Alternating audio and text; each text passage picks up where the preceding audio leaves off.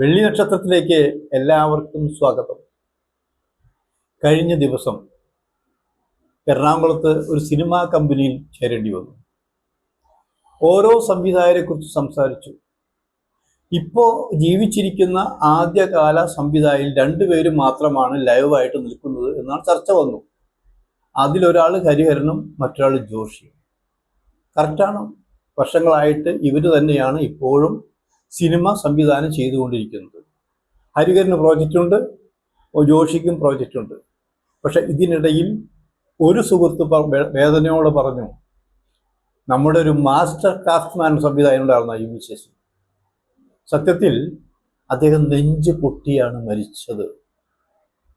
ഇതിൻ്റെ പാപമൊക്കെ ഈ മഹാനടന്മാർ എവിടെ കൊണ്ടുവയ്ക്കും എന്നാണ് ചോദിച്ചത്. ഞാൻ ഒരു നിമിഷം ഞെട്ടി. കാരണം അങ്ങനെ ഒരു സംഭാഷണം വരാനുള്ള കാരണം എന്താണ്? ഇതെനിക്ക് അറിയാത്തൊരു കാര്യമാണല്ലോ. അപ്പോൾ ഞാൻ ചോദിച്ചു, എന്താണ് സുഹൃത്തെ, എന്താ നിങ്ങളിങ്ങനെ പറഞ്ഞു? പിച്ചും പെയ്യും പറയാണോ, അത് മദ്യപിച്ച ലഹരിയിൽ പറയാണോ? അപ്പോൾ അയാൾ ചാടി എണീറ്റ്, ഞാൻ മദ്യപിച്ചോ? ഞാൻ മദ്യപിക്കുന്ന ആളല്ലല്ലോ. നിങ്ങൾ ഈ പറഞ്ഞ കൂട്ടത്തിൽ എനിക്ക് അറിയാവുന്ന കാര്യങ്ങൾ പറഞ്ഞു പോയതാ. ഐ വി ശശിയെ പോലെ സ്വാർത്ഥനല്ലാത്ത ഒരു സംവിധായകൻ. കാരണം സ്വാർത്ഥൻ എന്ന് പറയാൻ കാരണം, അദ്ദേഹം ചെയ്ത കുറേ സിനിമകളുണ്ട്, തമിഴ്, ഹിന്ദി, മലയാളം. ഈ സിനിമകളുടെ ഡിസ്കഷൻ സമയത്ത് ധാരാളം കോൺട്രിബ്യൂട്ട് ചെയ്യുന്ന ഒരു സംവിധായകനാണ്. മറ്റു പല സംവിധായകരും തിരക്കഥയുടെ സ്ഥാനത്ത് അവരുടെ പേര് വെക്കാറുണ്ട്. ഇന്നേ വരെ ഐ വി ശശി സംവിധാനം ചെയ്ത ഒരു സിനിമയുടെ പുറകിൽ പോലും തിരക്കഥാകൃത്ത് എന്നുള്ള പേര് അദ്ദേഹം വെച്ചിട്ടില്ല. മാത്രമല്ല കഴിവുള്ളവരെ രക്ഷപ്പെടുത്തിയിട്ടുണ്ട്. ഞാനിങ്ങനെ പറയാൻ കാരണം, ഐ വി ശശി തിരക്കുള്ള സംവിധായകനാണ്. ഒരു വർഷത്തിൽ തമിഴ്, ഹിന്ദി, മലയാളം അടക്കം 10 സിനിമകളാണ് ഷൂട്ട് ചെയ്ത് റിലീസ് ചെയ്തെന്ന് ഇത് വേറെ ആർക്കും അവകാശപ്പെടാനില്ല. ഷൂട്ട് ചെയ്തിട്ടുണ്ടായിരിക്കുക എണ്ണത്തിൽ കൂടുതൽ. 10 സിനിമകൾ വ്യത്യസ്ത ഭാഷകളിലാണ് ഈ റിലീസ് ചെയ്തിട്ടുള്ളത്. അതിൽ 6-7 എണ്ണം സൂപ്പർ ഹിറ്റുകളും. അങ്ങനെയുള്ള ശശിക്ക് സംവിധാനം ചെയ്യാൻ അറിയില്ല എന്ന് നമ്മുടെ നടന്മാരിൽ ചിലരൊക്കെ പറഞ്ഞു.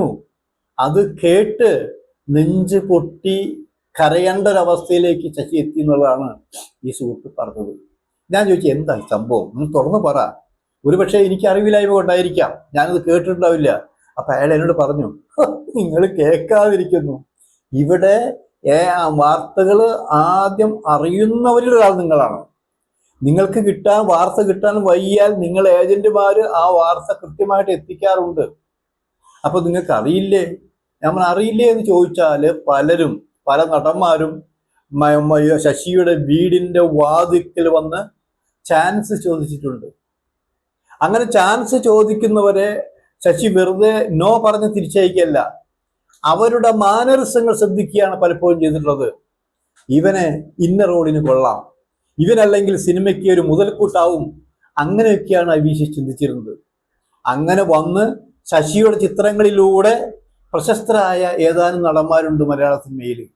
അവരിന്ന് അതായത് വിലമതിക്കാത്ത നടന്മാരായിട്ട് ഇങ്ങനെ വളർന്നുകൊണ്ടിരിക്കുകയാണ്. അപ്പൊ ഏതൊരാൾക്കും കുറെ കഴിയുമ്പോൾ ഒരു അപചയം സംഭവിക്കും. ഐ വി ശശിയെ സംബന്ധിച്ചും അങ്ങനെ ഒരു സംഭവം ഉണ്ടായി. കാരണം കുറെ പടങ്ങൾ ചെയ്തതാണ്. ഇടയ്ക്ക് സുഖമില്ലാതെ ആശുപത്രിയിലായി. ഈ ലൈവായിട്ട് നിന്നില്ലെങ്കിൽ സിനിമയിൽ നിന്ന് പെട്ടെന്നൊക്കെ ഔട്ടാവാൻ സാധ്യതയുള്ളതാണത്. അങ്ങനെ ഒരു അവസരത്തിലാണ് ഈ മഹാനടന്മാരുടെ ഡേറ്റ് കിട്ടിയാൽ ഒരു പടം ചെയ്യാമെന്ന് അദ്ദേഹം ആഗ്രഹിച്ചത്.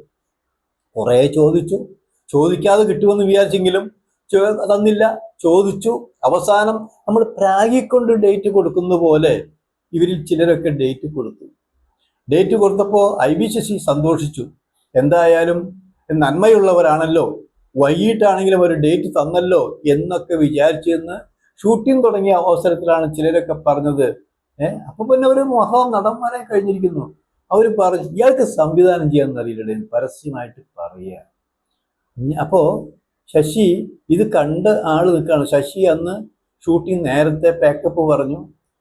മഹാറാണി ഹോട്ടലിലെ തൻ്റെ സ്ഥിര മുറിയിൽ പോയിരുന്ന് തേങ്ങിക്കരഞ്ഞു എന്നാണ് പറഞ്ഞു കേട്ടുള്ളത്. ആ കാര്യമാണ് ഇയാൾ പറഞ്ഞത്. അപ്പൊ എന്നോട് ചോദിച്ചു, ഈ വാർത്ത നിങ്ങൾ കേട്ടിട്ടില്ലേ? ഞാൻ പറഞ്ഞു, ഈ വാർത്ത ഞാൻ കേട്ടിട്ടുണ്ട്. ഈ വാർത്ത കേൾക്കുക മാത്രമല്ല, ഞാനത് ഐ വി ശശിയോട് ചോദിച്ചിട്ടുണ്ട്. അപ്പോൾ ഐ വി ശശി അന്ന് പറഞ്ഞത് ഇങ്ങനെയാണ്: ഇത് സിനിമയാണ്. സിനിമ എന്ന് പറഞ്ഞാൽ പ്രത്യേകിച്ച് നടന്മാരും നടികളുമൊക്കെ മുഖത്ത് ചായം തേക്കുന്നവരാണ് എന്നാണ് പറഞ്ഞത്. എത്ര സത്യം അല്ലേ?